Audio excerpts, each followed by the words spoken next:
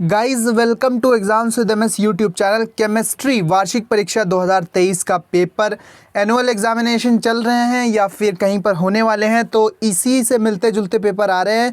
और दोस्तों ये भी पेपर आपके पेपर में आ सकता है और 70 नंबर का यहाँ पर पेपर होता है। यहाँ हम जानते हैं 3 घंटे 15 मिनट में हमें सॉल्व करना होगा केमिस्ट्री क्लास 11। चलो शुरू करते हैं पूरा पेपर।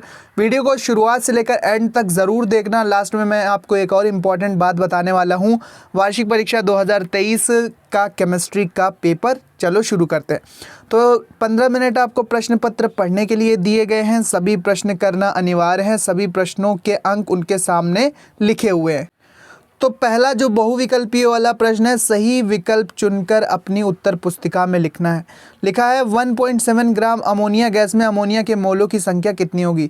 तो ग्राम में भार बटे उसका अणुभार, तो अमोनिया के मोल निकल आएंगे 0.1 मोल। ठीक है, 0.1 मोल निकलेगा। दूसरा है हमारा प्रश्न, चुंबकीय क्वांटम संख्या क्या बताती है। तो चुंबकीय क्वांटम संख्या जो स्मॉल m होती है दोस्तों, ये कक्षकों का अभिविन्यास बताती है। तीसरा प्रश्न है हमारे पास, निम्न में से सबसे अधिक आयनिक त्रिज्या किसकी होगी। तो जिसका परमाणु क्रमांक सबसे कम होगा, इलेक्ट्रॉन सब में बराबर हैं 10, तो जिसका परमाणु क्रमांक सबसे कम होगा, आयनिक त्रिज्या सबसे अधिक उसी की होगी। तो यहाँ पर पहला वाला ऑप्शन सही है, C4 निगेटिव। इसके बाद है हमारे पास H2S2O8 में S की ऑक्सीकरण संख्या कितनी होगी। H2S2O8 में, तो चलो इसकी कैलकुलेट कर लेते हैं। तो H की तो 1 होती है, तो यहाँ पर 2 हो जाएगी, प्लस S की निकालना है तो इसका 2x मान लेते हैं। ऑक्सीजन की -2, तो 8 दूनी 16 -16 बराबर 0। 16 का उधर ले जाएंगे प्लस में हो जाएगा, 2 को उधर ले जाएंगे तो 2x बराबर 16 -2, यहाँ पर कहेंगे 16 - 2, तो क्या हो जाएगा 2x बराबर 14। ठीक है, तो x बराबर क्या आ जाएगा 14/2 यानी कि +7। डी वाला ऑप्शन सही है। H2S2O8 में जो सल्फर की ऑक्सीकरण संख्या है वो +7 आएगी। ठीक है, अगला प्रश्न है हमारे पास, निम्न में से CH3OC2H5 का IUPAC नाम सही कौन सा है। तो दोस्तों इसका नाम हो जाएगा, छोटे तरफ का एल्कोक्सी बड़े तरफ का एल्केन, तो यानी कि मेथॉक्सी एथेन इसका सही नाम होगा। ऑप्शन नंबर C करेक्ट है, मेथॉक्सी एथेन। अगला प्रश्न है हमारे पास, भारी जल प्रयुक्त होता है तो नाभिकीय रिएक्टरों में न्यूट्रॉन मंदक के रूप में होता है। तो ये वाला पहला वाला ऑप्शन सही है। सारे प्रश्न हाईलाइट भी कर रखे हैं मैंने, जो सही ऑप्शन है। अब 2-2 नंबर के प्रश्न आ गए हैं। प्रश्न संख्या 3, आयनन विभव पूछा गया, परिभाषा दे देना, उदाहरण दे देना। पाई बंद को उदाहरण देकर समझाइए, ये भी 2 नंबर का प्रश्न है। इसके बाद ऊष्मागतिकी का प्रथम नियम पूछा गया है। साम्य स्थिरांक की परिभाषा पूछी गई है, ये भी 2 नंबर में पूछा गया है। प्रश्न नंबर 3 देखते हैं। प्रश्न नंबर 3 में पूछा गया है दोस्तों, जल की अस्थायी एवं स्थायी कठोरता के कारण क्या है, वर्णन कीजिए। अस्थायी और स्थायी कठोरता होती है जल में 2 तरह की। क्यों होती है, कौन से लवणों के कारण होती है, कौन से सॉल्ट्स घुले होते हैं, तो उनको कमेंट बॉक्स में ज़रूर बताना अगर आपको पता है तो। इसके बाद क्षार धातुएं प्रकृति में क्यों नहीं पाई जाती हैं, क्योंकि ये अत्यंत क्रियाशील होती हैं और वायु जल इत्यादि पदार्थों से अत्यंत आसानी के साथ रिएक्ट कर जाती हैं, इसीलिए ये मुक्त अवस्था में नहीं होती हैं, संयुक्त अवस्था में पाई जाती हैं। इसके बाद हमारे पास है, निर्जल AlCl3 नम वायु में धूम क्यों देता है, समझाइए। धूम मतलब फ्यूम्स क्यों देता है। धूम का मतलब धुआं नहीं, धुआं अलग है, फ्यूम अलग है। तो निर्जल AlCl3 यानी निर्जल एल्यूमिनियम क्लोराइड नम वायु में धूम क्यों देता है, समझाइए। अगला प्रश्न है, मोल अवधारणा को संक्षिप्त में समझाइए। मोल कॉन्सेप्ट जो होता है उसको संक्षिप्त में समझाइए। सबसे पहले आपने पढ़ा होगा फर्स्ट ईयर में, तो ये तो आपको आता ही होगा। मोल की परिभाषा अगर आपको आती है तो कमेंट बॉक्स में ज़रूर बताना। चलते हैं नेक्स्ट पेज पे और देखते हैं कि वहाँ पर कौन से प्रश्न पूछे गए हैं। प्रश्न संख्या 4, पाउली का अपवर्जन नियम बिल्कुल इम्पॉर्टेंट है, ज़रूर तैयार करके जाना।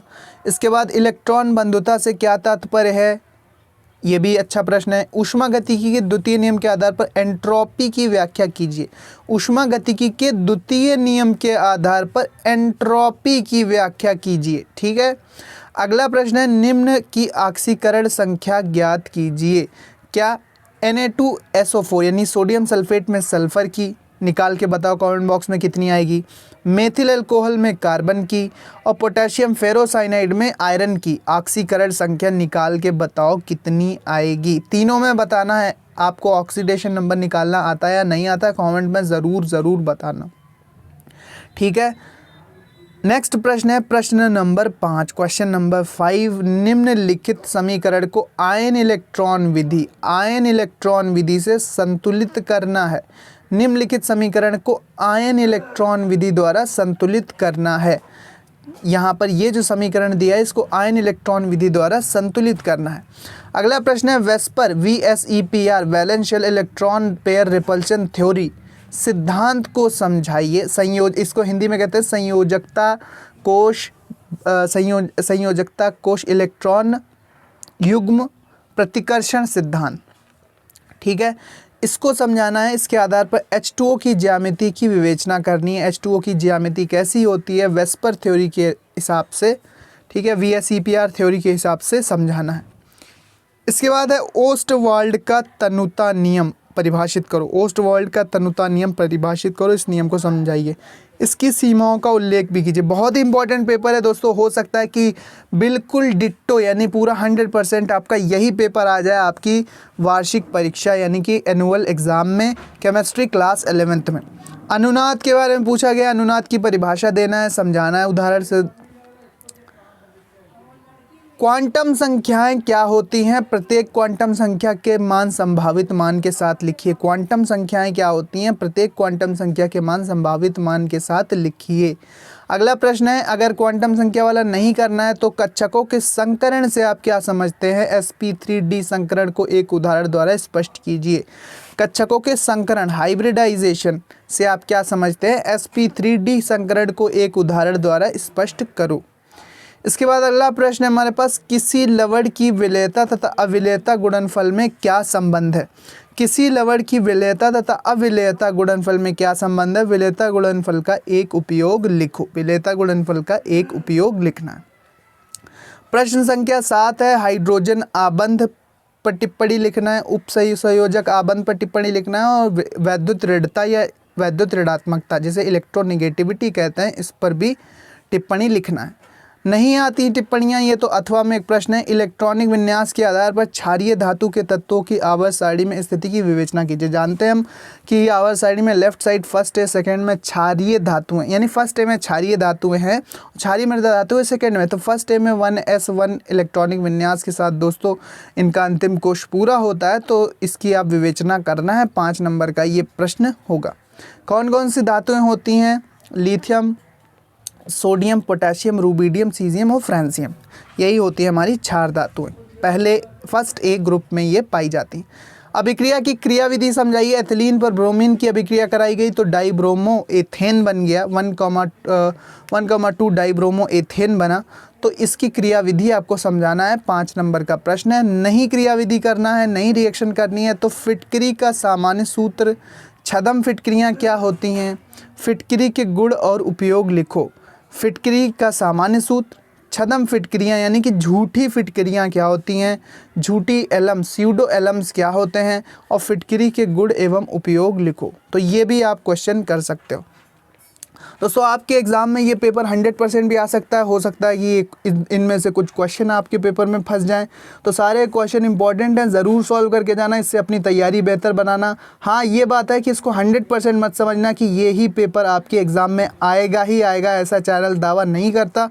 तो इससे तैयारी आप बेहतर बना सकते हो। उम्मीद करते हैं यही पेपर आपके कॉलेज में भी, आपके स्कूल में भी आए। दोस्तों ये सारे के सारे क्वेश्चन इंपॉर्टेंट हैं, तो इनको तैयार करके ज़रूर जाना। इसका PDF आपको हमारे टेलीग्राम चैनल पर मिल जाएगा। यहाँ पर आप देख सकते हैं। मैं आपको फिर से एक बार पेपर स्क्रॉल करके दिखा देता हूँ। वार्षिक परीक्षा 2023 रसायन विज्ञान केमिस्ट्री क्लास 11th का। तो टेलीग्राम लिंक डिस्क्रिप्शन में है। जैसे ही आप उस पर क्लिक करोगे तो वहाँ पर आप ज्वाइन कर लो, तो वहाँ पर आपको इसका पूरा PDF मिल जाएगा। और PDF से दोस्तों आप अच्छी तैयारी करके जाना। हो सकता है कि दोस्तों ये 100% आ जाए, हो सकता है कि ना भी आए। तो इसको मॉडल पेपर की तरह तैयार कर लेना। तो मिलते हैं अपने नेक्स्ट वीडियो में। सारे क्वेश्चन इंपॉर्टेंट हैं, इसमें से बहुत सारे प्रश्न हैं जो आपकी परीक्षा में पूछे जाते हैं। Thanks for watching and listening me and good luck for your future. दोस्तों good luck for your exams. देख सकते हैं सारे स्क्रीनशॉट आपने ले लिए होंगे, सारे क्वेश्चन इंपॉर्टेंट हैं, बढ़िया क्वेश्चन है, इनको ज़रूर तैयार कर जाना क्लास 11th वार्षिक परीक्षा केमिस्ट्री में। मिलते हैं अपने नेक्स्ट वीडियो में, इसी तरह के इंपॉर्टेंट वीडियोज़ आपके लिए लाता रहूँगा।